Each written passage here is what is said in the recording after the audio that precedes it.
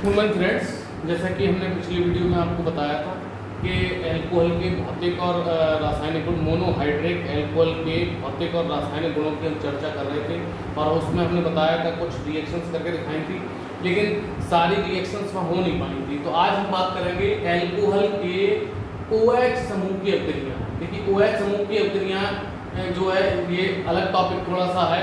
वहाँ हमने OH के H हाइड्रोजन की जो है रिएक्शंस देखी थी। यहाँ पे OH पूरा समूह जब हटता है वो रिएक्शंस यहाँ पर हम चर्चा करेंगे। तो इसमें सबसे पहले है हैलोजन अम्लों से क्रिया। तो एल्कोहल जो है हैलोजन अम्लों से जब क्रिया करते हैं तो ये क्या होता है, ये हाइड्रोजन और ये जो है इसका OH ये निकल जाता है, हमारे पास क्या बन जाता है RH, जिसे हम एल्किल हैलाइड कहते हैं।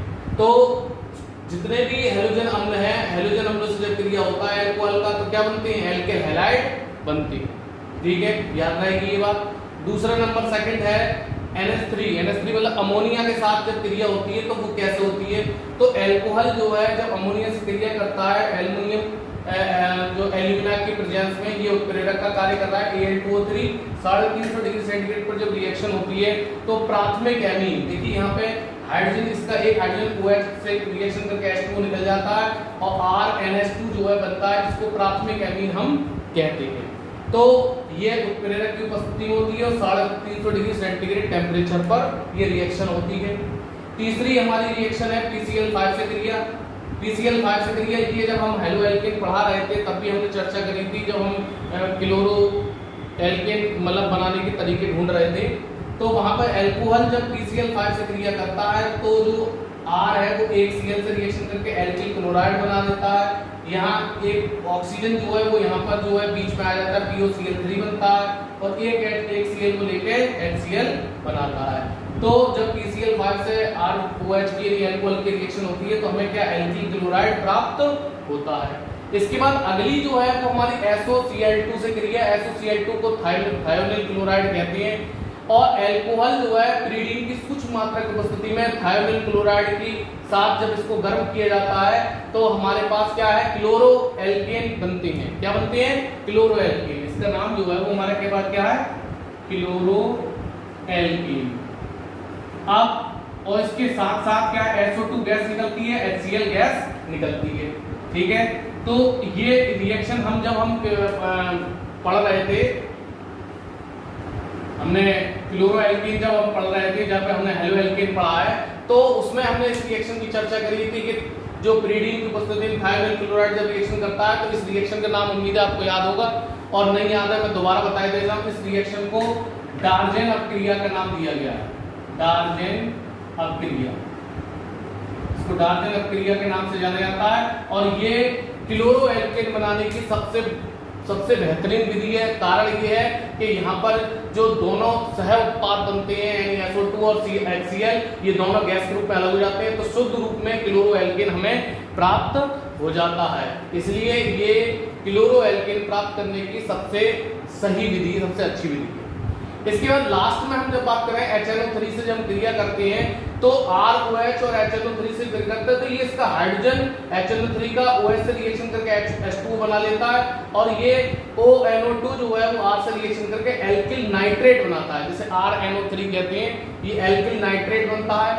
इसी तरीके से अगर हम HNO2 से रिएक्शन कराएं तो इसका HOH से रिएक्शन करके H2O निकल जाता है और RNO2 बन जाता है, जिसको हम एल्किल नाइट्राइट कहते हैं। OH समूह की अभिक्रियाएं पढ़ी, अभी उसमें आगे हम देख रहे हैं संपूर्ण एल्कोहल अणु की अभिक्रियाएं। देखिए कई पार्ट में है, पहले हमने OH में H परमाणु की अभिक्रियाएं पढ़ी, उसके बाद हमने OH समूह की अभिक्रियाएं पढ़ी।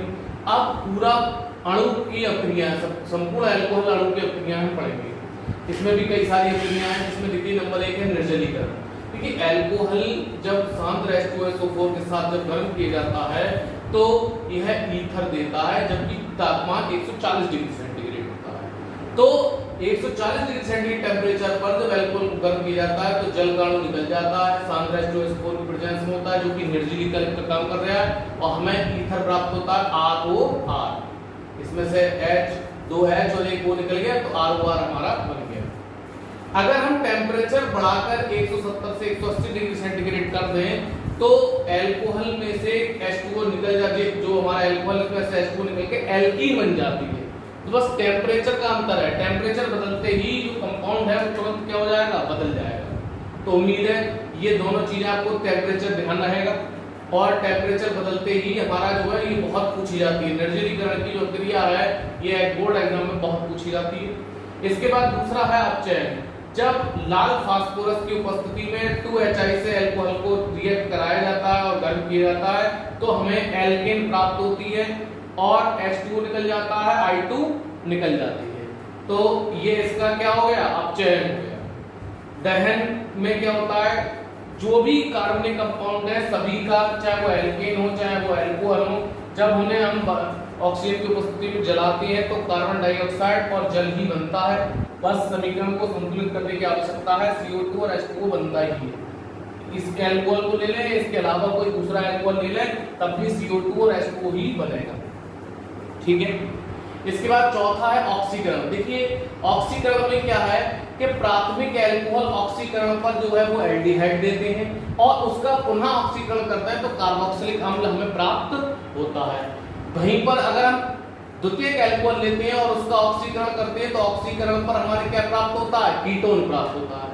प्राथमिक अल्कोहल ऑक्सीकरण पर एल्डिहाइड देते हैं और उनका और ऑक्सीकरण पुनः ऑक्सीकरण कराते हैं तो कार्बोक्सिलिक अम्ल बनता है। वहीं द्वितीयक अल्कोहल के ऑक्सीकरण से कीटोन प्राप्त होते हैं।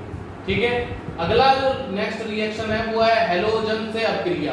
देखिए हैलोजन से अपक्रिया, हैलोजन यानी क्लोरीन की प्रेजेंस में, क्लोरीन एक प्रबल ऑक्सीकारक है, तो यहाँ भी आप हैलोजन से क्रिया जरूर हो रही है, Cl2 हमें दिख रहा है, लेकिन यहाँ एक्चुअल में क्या हो रहा है, इसका ऑक्सीकरण हो रहा है। तो जब हैलोजन से क्रिया होती है Cl2 की प्रेजेंस में, जब हम क्रिया करते हैं तो ये ऑक्सीकारक ये एक साथ ऑक्सीकरण कर देता है और हम जानते हैं कि प्राथमिक अल्कोहल का ऑक्सीकरण के बाद क्या बन जाता है, एल्डिहाइड बन जाता है। उसी तरीके से द्वितीयक अल्कोहल का Cl2 की प्रेजेंस में जब हम रिएक्शन करते हैं तो इसका भी ऑक्सीकरण होता है और ये क्या बदल जाता है, कीटोन में बदल जाता है। उम्मीद है अल्कोहल की जो सभी रिएक्शंस हैं वो आपको समझ में आ गई होंगी।